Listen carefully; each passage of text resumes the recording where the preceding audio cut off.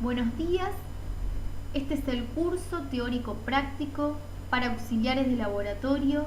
Esta es la clase número 11, es sobre estadística inferencial, es la segunda parte, y este curso es organizado por el Centro Universitario de Estudios Medioambientales de la Facultad de Ciencias Médicas de la Universidad Nacional de Rosario.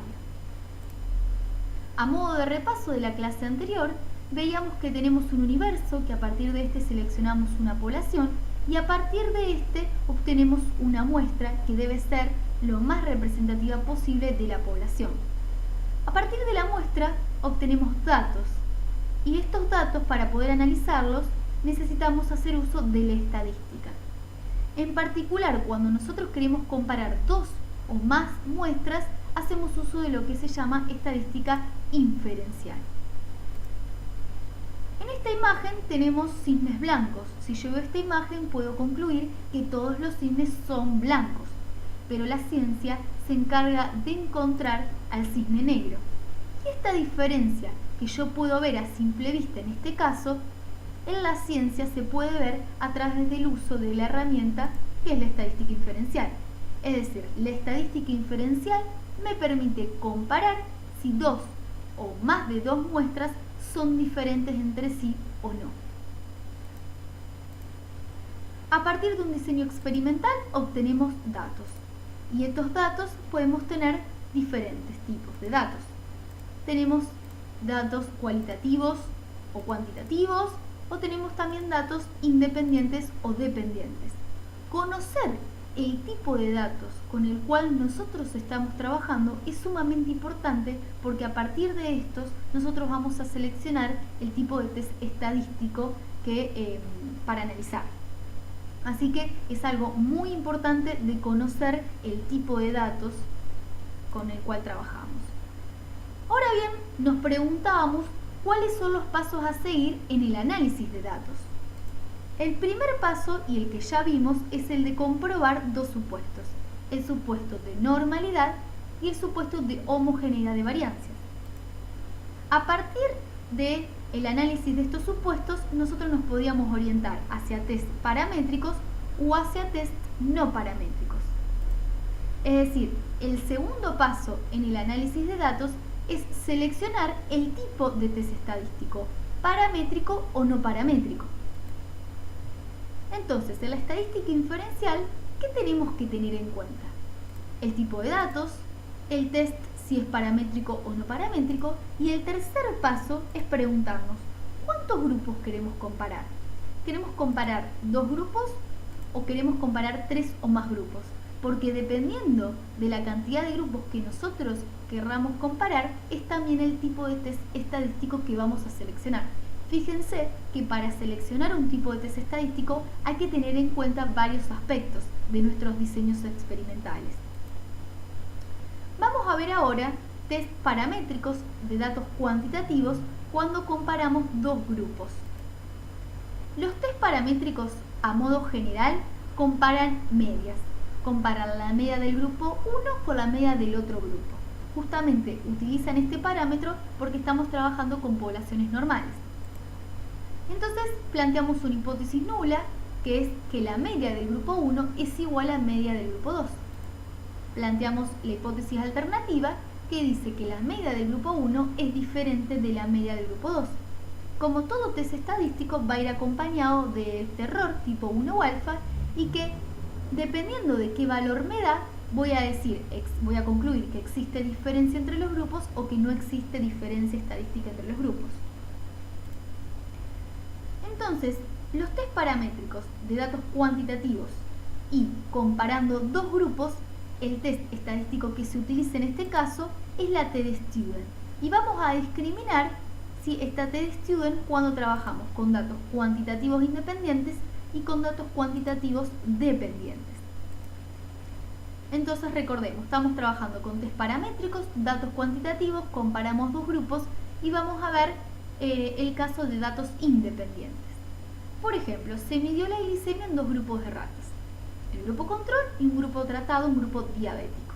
Esta es la tabla, grupo 1, grupo 2, y tengo los valores de glicemia. ¿Cómo tengo que proceder? Bueno, ingreso a la tabla AR, realizo los supuestos y en este caso voy a utilizar la T de student para datos independientes. El código en R es colocar t.test entre paréntesis nombre de la tabla, pesos columna 1, coma, nombre de la tabla, pesos columna 2 y el argumento que me va a permitir indicar que estamos trabajando con datos independientes o no apareados es pear false. Con este argumento yo estoy indicando justamente que mis datos son independientes. Y luego fijo un valor de p-value. Este es el código sí para R. Entonces aquí yo les muestro cómo fui haciendo todos estos pasos en R y que vean bien los resultados. Coloqué la tabla, hice el summary, hice los Shapiro test, justamente me están dando mayor que 0,05, ¿sí? Es decir, muestras normales. El Bartlett también me da mayor que 0,05 porque también son variancias homogéneas y por eso estamos trabajando con test paramétricos.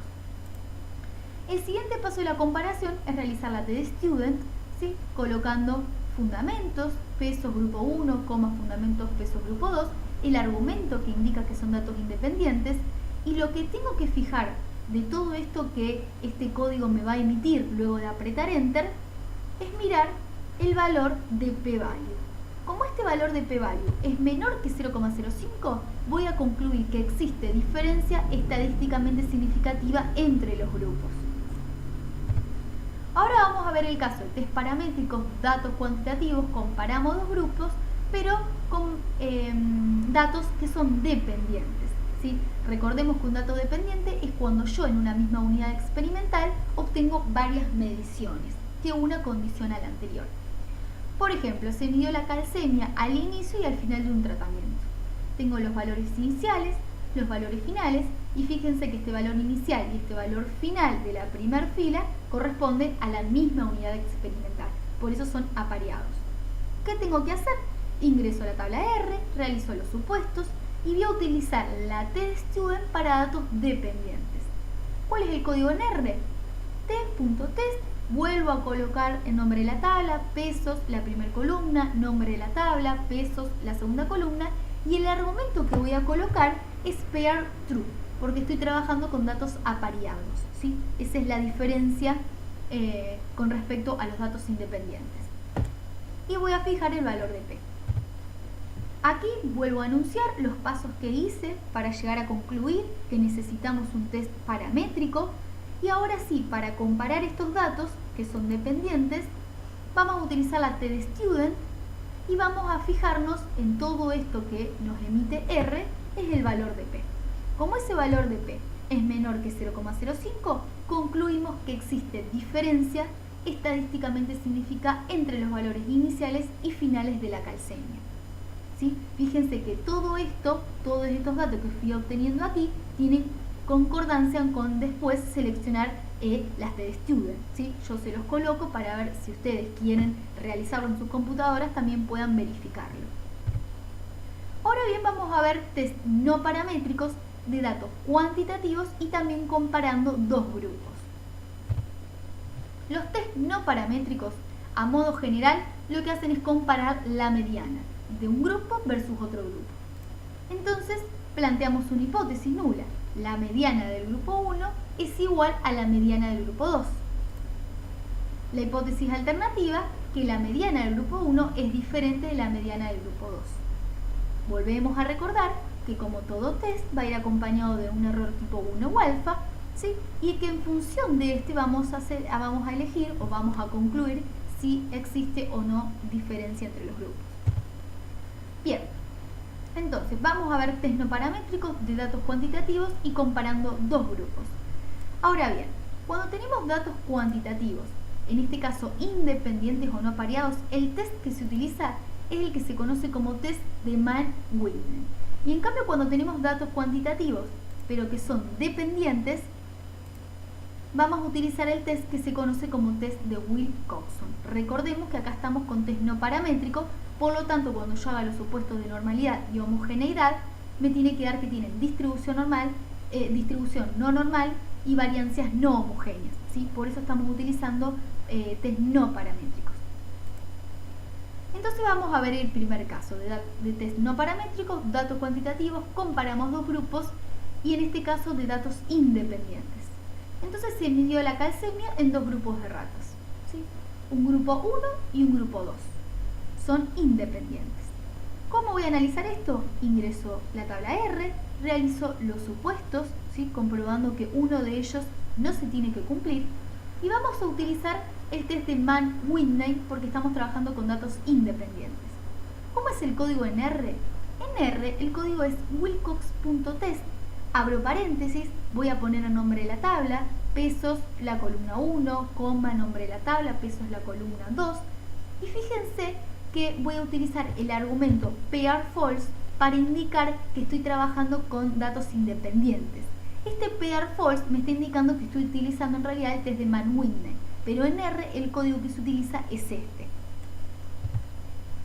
Como vemos aquí fui haciendo el análisis ingresé la tabla, hice el summary, hice el Shapiro para cada grupo y vemos que el Bartlett me da que es menor que 0,05, por lo tanto las variancias no son homogéneas y esto me orienta hacia un test no paramétrico.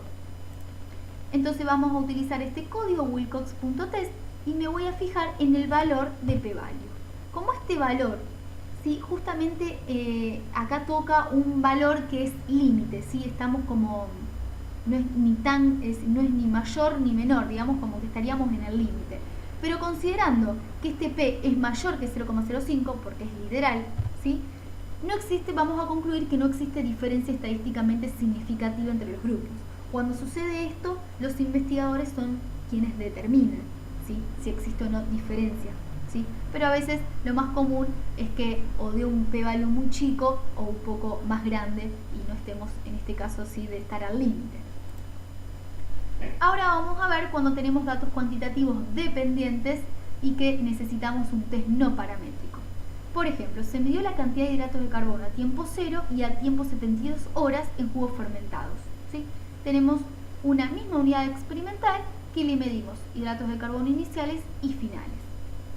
Vamos a ingresar la tabla a R, realizamos los supuestos y en este caso vamos a utilizar el test de Wilcoxon.